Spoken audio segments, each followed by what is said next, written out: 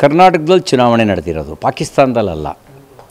ಮತ ಹಾಕಿದವರು ಕಾಂಗ್ರೆಸ್ ಶಾಸಕರು, ಗೆದ್ದವರು ನಾಸಿರ್ ಹುಸೇನ್ ಅಂತಕ್ಕಂಥ ಕರ್ನಾಟಕದವನು. ಜಿಂದಾಬಾದ್ ಘೋಷಣೆ ಪಾಕಿಸ್ತಾನದ್ದು. ಇಂಥ ಪಾಪಿಗಳನ್ನು ಸುಮ್ಮನೆ ಬಿಡಬೇಕಾ? ಇದನ್ನು ಲಘುವಾಗಿ ಪರಿಗಣಿಸ್ಬೇಕಾ? ಇಂಥವ್ರನ್ನ, ಇಂಥ ಸಂಘಟನೆಗಳನ್ನು ಬೇರೆ ಸಹಿತ ಕಿತ್ತಾಕಬೇಕೋ ಬೇಡವಾ?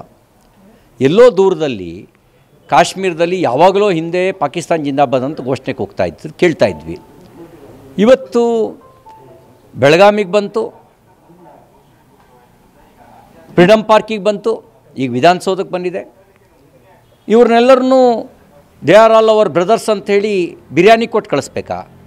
ಅಥವಾ ಮಾನ್ಯ ಮುಖ್ಯಮಂತ್ರಿ ಸಿದ್ದರಾಮಯ್ಯನವ್ರ ಜಾತ್ಯತೀತ ತತ್ವಕ್ಕೆ ಧಕ್ಕೆ ಬರುತ್ತೆ ಅಂತ ಹೇಳಿ ಭಾರಕ್ಕೂನ್ ಮಾಫ್ ಅಂತ ಬಿಟ್ಬಿಡ್ಬೇಕಾ?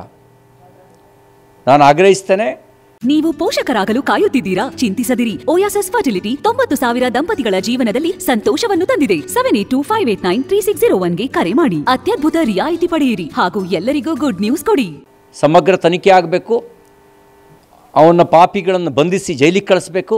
ಅವ್ರ ಹಿಂದ್ಗಡೆ ಯಾವ ಸಂಘಟನೆ ಇದೆ ಅದರದ್ದು ಕೂಡ ತನಿಖೆ ಆಗಬೇಕಾದ ಅವಶ್ಯಕತೆ ಇದೆ. ಸನ್ಮಾನ್ಯ ನಾಸಿರ್ ಹುಸೇನ್ರೆ, ನೀವು ಇಲ್ಲಿ ಅನ್ನ ತಿಂದಿದ್ದೀರಿ. ನೀವು ಬಾಯಿ ಮುಚ್ಚಿಸ್ಬೇಕಾಗಿದ್ದು ನಿಮ್ಮ ಹಿಂದ್ಗಡೆ ಬಂದು ಪಾಕಿಸ್ತಾನ ಜಿಂದಾಬಾದ್ ಒಂದು ಘೋಷಣೆ ಕೂಗಿದ್ನಲ್ಲ, ಅವನ್ನ ಮೆಟ್ಟಲ್ಲಿ ಹೊಡೆದು ಬಾಯಿ ಮುಚ್ಚಿಸ್ಬೇಕಿತ್ತು, ಪೊಲೀಸರು ವಶಕ್ಕೆ ಒಪ್ಪಿಸ್ಬೇಕಿತ್ತು. ಅದ್ರ ಬದಲಿಗೆ ನೀವು ಪತ್ರಕರ್ತನಿಗೆ ಗದರಿಸ್ತೀರಿ. ನಾಚಿಕೆ ಆಗಲ್ಲ ನಿಮಗೆ? ನಿಮ್ಮಂಥವರು ಕರ್ನಾಟಕವನ್ನು ಪ್ರತಿನಿಧಿಸೋದು ಕರ್ನಾಟಕಕ್ಕೆ ಒಂದು ಅಪಮಾನ. ರಾಜ್ಯಸಭೆಗೆ ಹೋಗಿ ಪ್ರತಿನಿಧಿಯಾಗೋದು ರಾಜ್ಯಸಭೆಗೆ ಒಂದು ಅಪಮಾನ. ನಿಮ್ಮ ಸಮರ್ಥಕನ ಬಾಯಿಂದ ಬಂದಂಥ ಘೋಷಣೆ ಕೇಳಿಯೂ ಕೂಡ ಅವನನ್ನು ಪೊಲೀಸರಿಗೆ ಹಿಡ್ಕೊಡದಲ್ಲೇ ನೀವು ತಪ್ಪು ಮಾಡಿದ್ದೀರಿ. ಅವನು ಯಾರು ಅನ್ನೋದನ್ನು ಇವ್ರನ್ನ ಬಾಯಿ ಬಿಡಿಸಿದರೆ ಎಲ್ಲವೂ ಹೊರಗಡೆ ಬರುತ್ತೆ. ಸಮಗ್ರ ತನಿಖೆ ಆಗಬೇಕು ಅಂತ ಆಗ್ರಹಿಸ್ತೇನೆ.